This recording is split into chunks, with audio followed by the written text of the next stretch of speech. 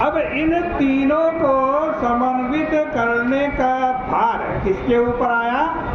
हनुमान जी के ऊपर। अंजनी नंदन ही ये काम कर सकते हैं। वैद्य और औषध, वैद्य कौन लाए? हनुमान जी। औषधि कौन लाए? वो भी हनुमान जी। और सूर्योदय से पहले ले आए, ये भी हनुमान जी ने की। वैद्य औषध के समाचार से रावण हतप्रभ अवश्य हुआ, किंतु समय की अवधि ने उसमें आशा की ज्योति लगा। एक आशा रावण को हो गई।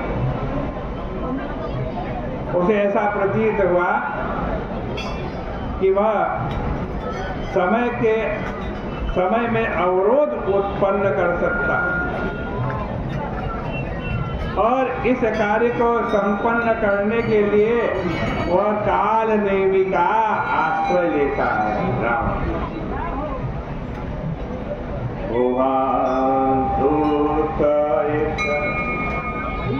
मरमु जनाया रावण काल नेमी गृह आया।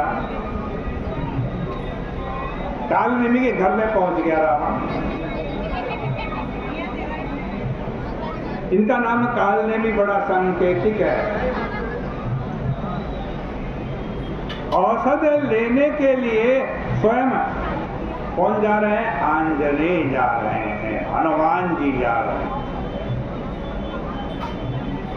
और उनके पुरुषार्थ से दशानन परिचित है। वो जानता है कि जो औषधि लेने जा रहा है वो बड़ा पुरुषार्थी है, उसने क्षण भर में लंका जला दी, जानता।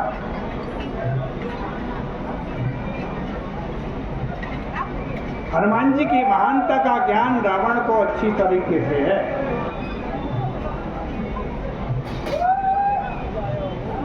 इसलिए उसने किसी ऐसे शक्तिशाली राक्षस की सहायता लेने का निर्णय किया जो उनकी अपेक्षा अधिक गति से आगे बढ़कर मार्ग में अवरोध उपस्थित कर सके,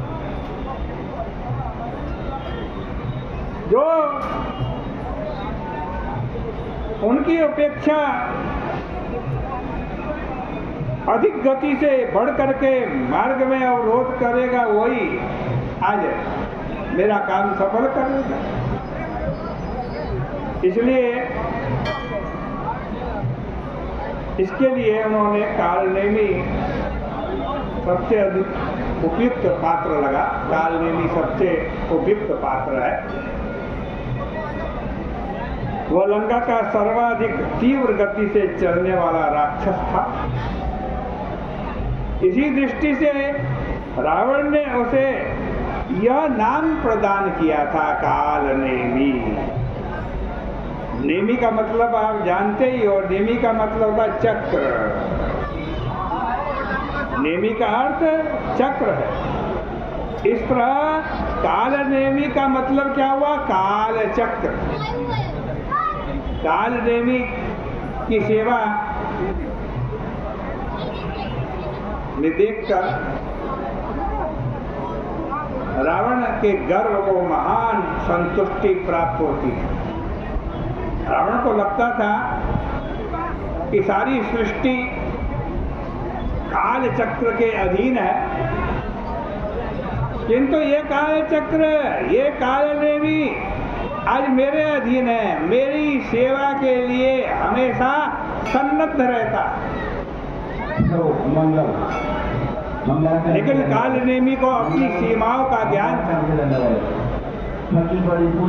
उसे यह पता था कि प्रत्येक व्यक्ति की सफलता के समय ऐसा प्रतीत होता है कि उसने काल को जीत लिया।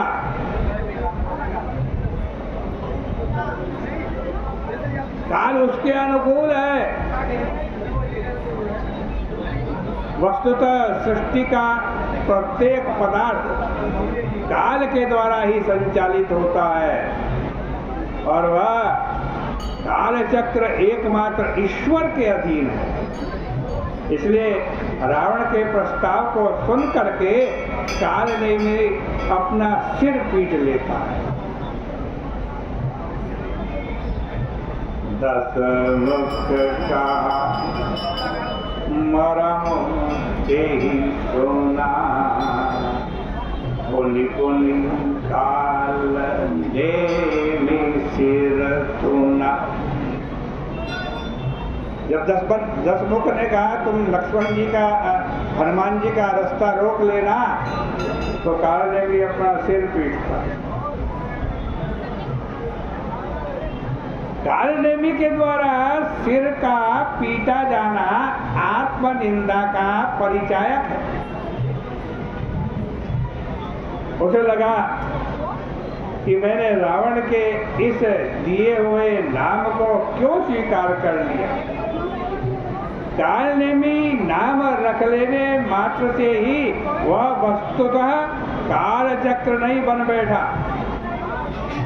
दूसरों के द्वारा की जाने वाली प्रशंसा को भी भाई सोच समझ कर ही स्वीकार करना चाहिए, पर यह भूल तो हो चुकी थी। अतः वह रावण के समक्ष सत्य को रखने का प्रयत्न करता है। काल क्या करता, कहता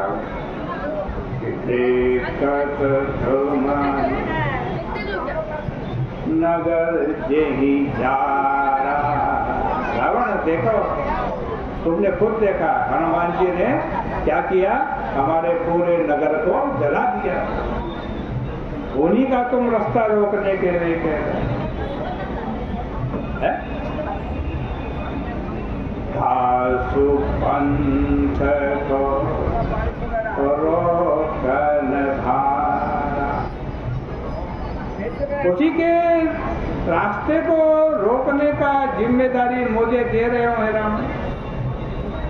अजी रघुपति कर हित आपना। कह रहा है रावण को काल नहीं, अरे तुम रघुपति का भजन करो भजन और अपना हित करो। नाथ मृषा जल्पना। ये बेकार की बातों को तुम छोड़ दो।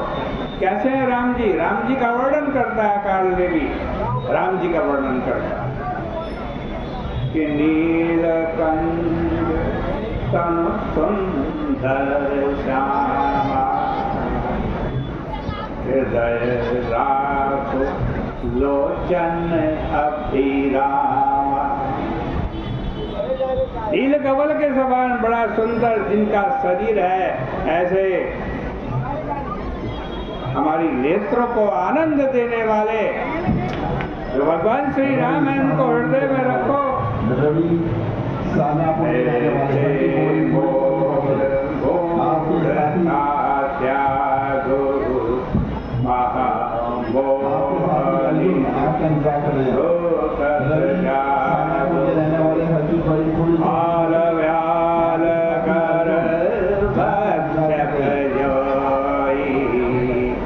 सपने समरति जीतहि सोई।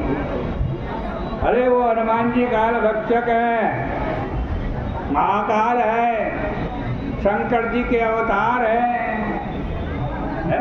उनको कोई युद्ध में जीत सकता है? कौन है शंकर जी? एक स्तुति में शंकर जी के लिए कहा, शंके द्वाभम जीव सुंदर तरम शार्दूल चर्मांबरम बाल व्याल कराल भूषण करम गंगा प्रियम काशीशम कलिकल्मषोदशमनम् कल्याणकल्पद्रुमम्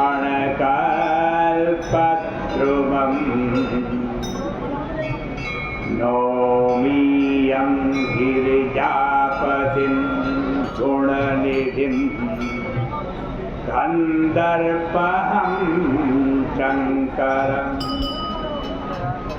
प्रभु काल व्याल के भक्त हैं और उनका भक्त काल व्याल को आभूषण बना देता है। व्यक्ति के द्वारा कल्पित काल ने भी उसे पराजित करने में समर्थ नहीं हो सकता है।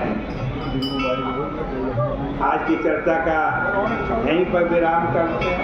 कल को फिर एक चौपाई दूसरी चौपाई की चर्चा आपके सामने होगी। प्रेम से मिलकर आरती करें।